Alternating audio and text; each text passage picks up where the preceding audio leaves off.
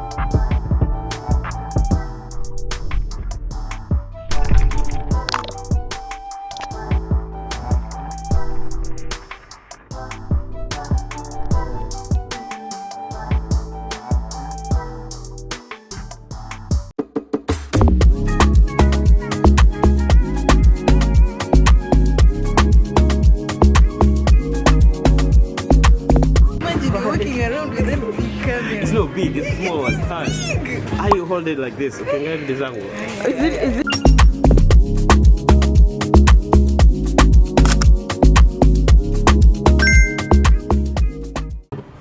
So we have this one which is $19, but it's big. It has 4 and this has 2. But I think I'm making a meal for one person, so I'll probably go with this one. Yeah, I'm looking for fettuccine.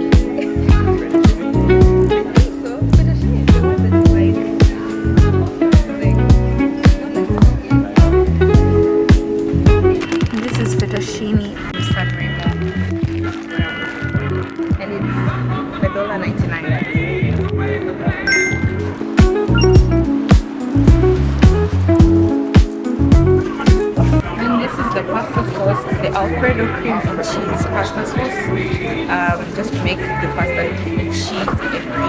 And this is $4.29. So far, I think we are on like $16-17.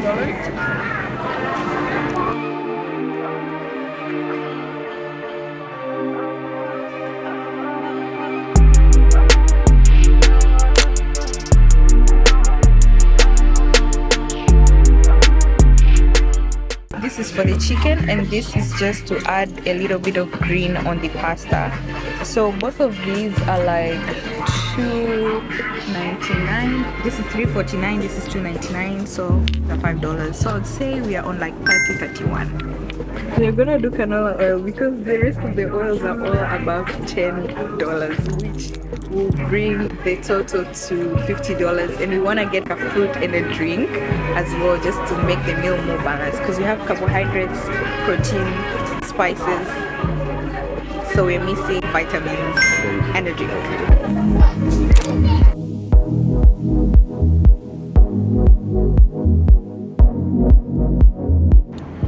Okay, and then we need a pack of cheese, of course. This is tasty shredded cheddar cheese, which is $6.99, which brings our total to, I think, approximately $25. Yeah, $25.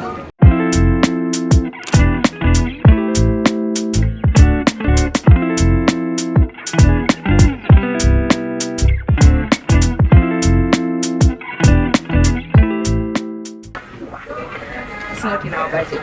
Let's go.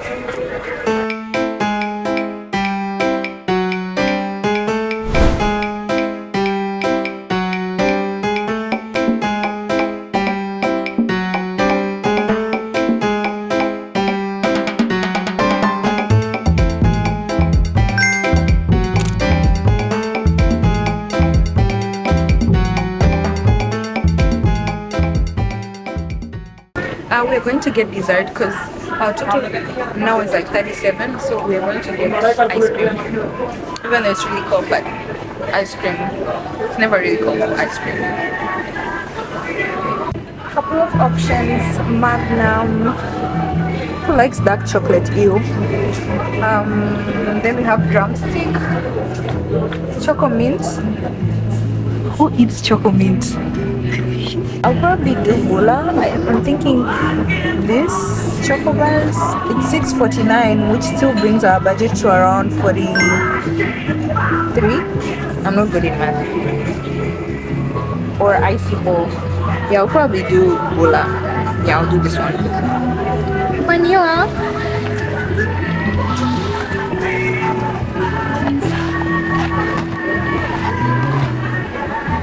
And that's all, folks. Our total came to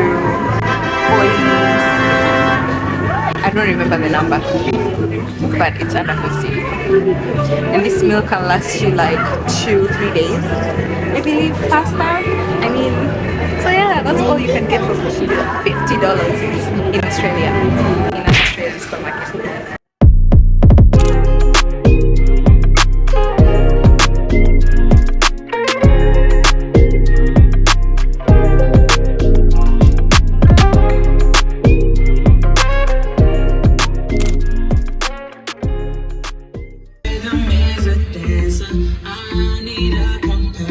All the Barbies love me like Nikki, or the bad man like a DJ.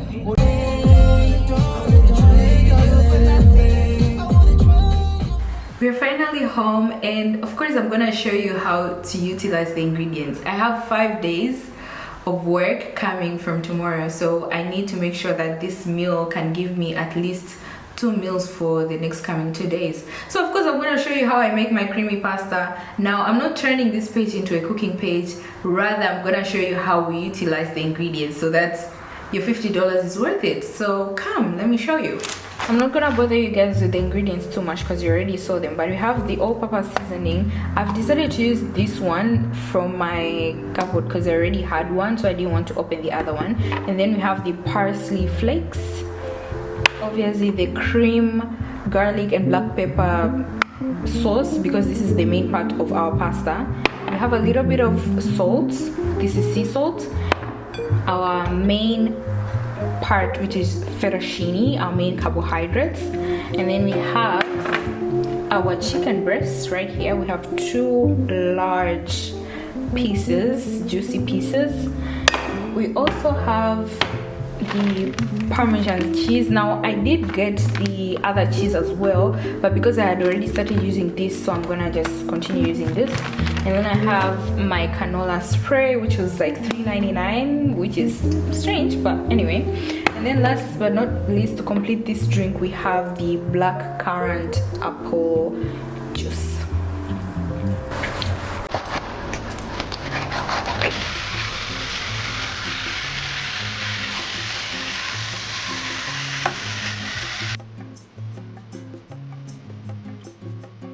As I'm letting my things cook, the pasta and the chicken, I just thought, let's talk, guys. I'm just from finishing watching The Polygamist and I'm still recovering from it because I haven't been able to watch anything else. And I've just thought, what are the lessons that you guys have learned through watching The Polygamist? Because nowadays as I watch shows, I actually relate so much more. So many movies. I'm gonna give an example of 50 Shades. And I know when we were younger we would watch it and be like, hey, but now when you watch it you actually see the lessons behind the movies, and these are things that happen to day-to-day life. Anyway, let's go back to The Polygamist.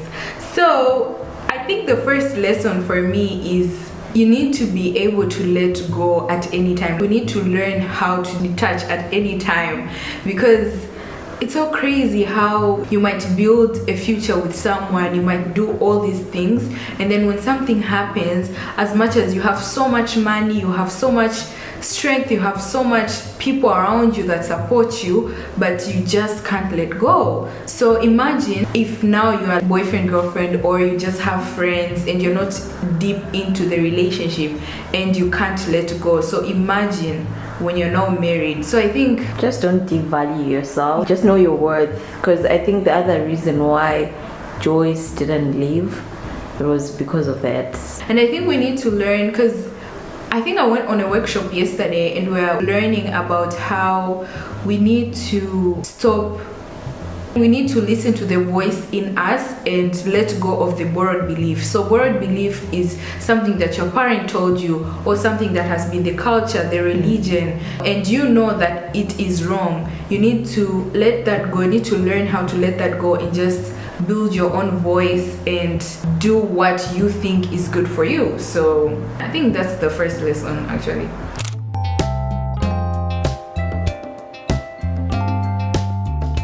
Also, the second lesson I think that I want to talk about is, let's talk Matiba. So Matiba is this beautiful young girl who comes to a company knowing well that she is going to a man who is already married. The company was literally called J&J. So you can imagine she came into that and she was warned that stay away from my man and all these things, and she still decided to continue pursuing this relationship or whatever. She fell in love, she had kids, and she went through all this abuse.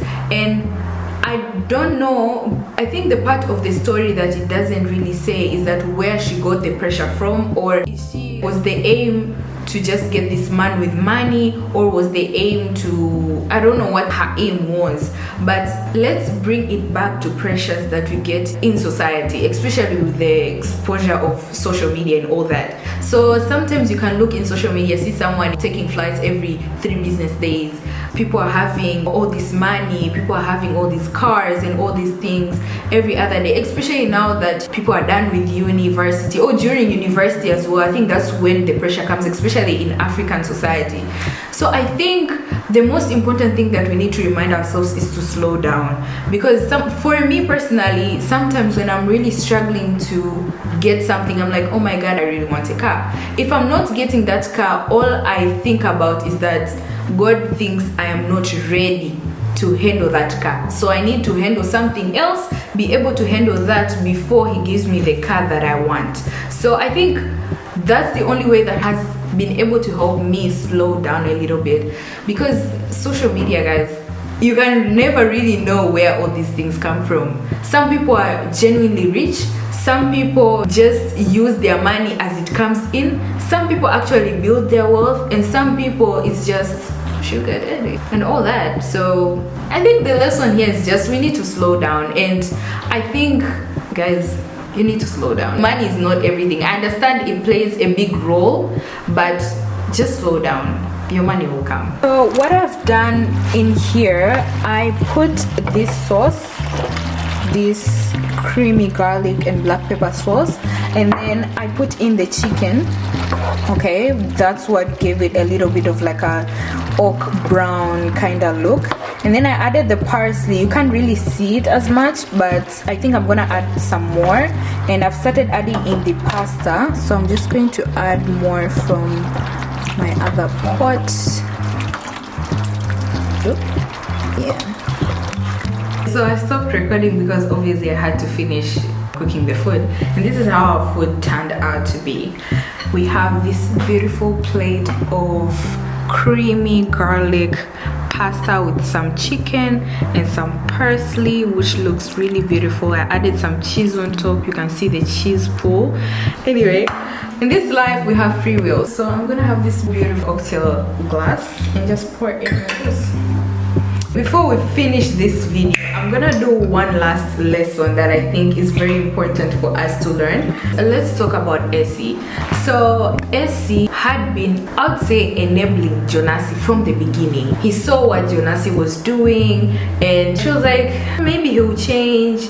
I don't know what she was thinking, I don't know what her thought process was, but he enabled his behaviors, and later on what happened, she ended up falling in love with him, and then she agreed to become a secret, and with that she ended up affecting her children, of course. And she imagined how the child ended up being affected over all this. She couldn't talk to her dad freely, she couldn't get whatever all the other children were getting. And even though if we leave Essie apart, even Jonah enjoys their actions in general, even leave Jonasi alone, Joyce's actions in general also affected her children, because you can see how traumatized they were and all these actions they did later on.